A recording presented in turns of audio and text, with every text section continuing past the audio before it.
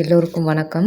இன்றைக்கி நம்ம கல்யாண வெங்கடேஷ பெருமாள் தான்தோன்றி மலையில் இருக்க கோவில் பற்றி பார்க்க போகிறோம். இந்த கோவில் வந்து கரூர் மாவட்டத்தில் அமைஞ்சிருக்கு. மூலவர் வந்து பார்த்திங்கன்னா கல்யாண வெங்கடரமண சுவாமி. உற்சவர் வந்து பார்த்திங்கன்னா ஸ்ரீனிவாச பெருமாள் ஸ்ரீதேவி பூதேவியோடு இருக்கார்.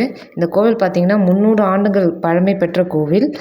இந்த கோவிலில் வந்து பெருமாள் பாறையில் சுயம்பு மூர்த்தியாக நின்ற நிலையில் காட்சி கொடுக்குறாரு. இதை தக்ஷிண திருப்பதி அப்படின்னு அழைக்கப்படுறாங்க. இது ஒரு குடைவுரை கோவில், அதாவது கேவ் டெம்பிள்னு சொல்லுவாங்க. இங்கே வந்து செருப்பு வந்து காணிக்கையாக கொடுப்பாங்க. அது எப்படின்னா, செருப்பு தைக்கும் சக்கிலியர் என்ற இனத்தவங்களை பெரியவர்கள் கனவுல வந்து பெருமாள் வந்து தனது வலது கால் இல்லைன்னா இடது கால் இல்லை 2 கால்களுக்கும் அளவு சொல்லி அதே மாதிரி செஞ்சு எடுத்துகிட்டு வர சொல்லுவார்.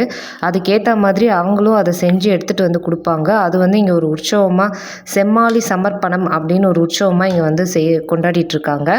சுவாமி வந்து அரூபியாக இருக்கார். அப்படின்னா ரூபம் எதுவும் கிடையாது. அவர் மார்பில் வந்து லக்ஷ்மி இருக்காங்க.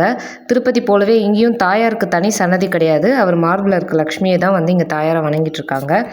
இந்த கோவில் எப்படி தோன்றுச்சு அப்படின்னா, சுசர்மா என்னும் ஒரு பக்தர் தனது மனைவியோட புத்திர பாக்கியம் வேண்டி திருப்பதிக்கு பாத யாத்திரையாக போயிட்டுருக்காரு. அப்படி போகும்போது காவதி காலையில் வந்து தங்கியிருக்காரு. அப்போ அவர் நாரதர் அவர் கனவுல தோன்றி திருமக்கூடலூருக்கு போக சொல்லியிருக்காரு. அது கேட்ட அவரும் அவர் மனைவியும் அங்கே வந்து தங்கியிருக்காங்க. அங்கே வந்து சில பேர் உங்களை அழைத்து செல்வாங்க அப்படின்னு சொல்லியிருக்காங்க. வரவேற்பாங்க, அழைத்து செல்வார்கள் சொல்லியிருக்காங்க. அதே மாதிரி இவங்க அங்கே போனதும் சில தச்சர்கள் இருந்திருக்காங்க. அவர்கள் வந்து இவர் சுசர்மாவை வந்து கல் வேலைக்காக இந்த மலைக்கு அழைச்சிட்டு வராங்க. அப்போ பார்த்தீங்கன்னா மலையில் பிரகாசமாக ஒரு ஒளி தோன்றி பாறை பிளவுபட்டு பெருமாள் வந்து காட்சி கொடுக்குறாரு. இப்படி தான் இந்த கோயில் வந்து உருவாகியிருக்கு. இந்த கோவில் பார்த்திங்கன்னா மலைக்கோவில் 400 படிக்கட்டுகள் இருக்குது.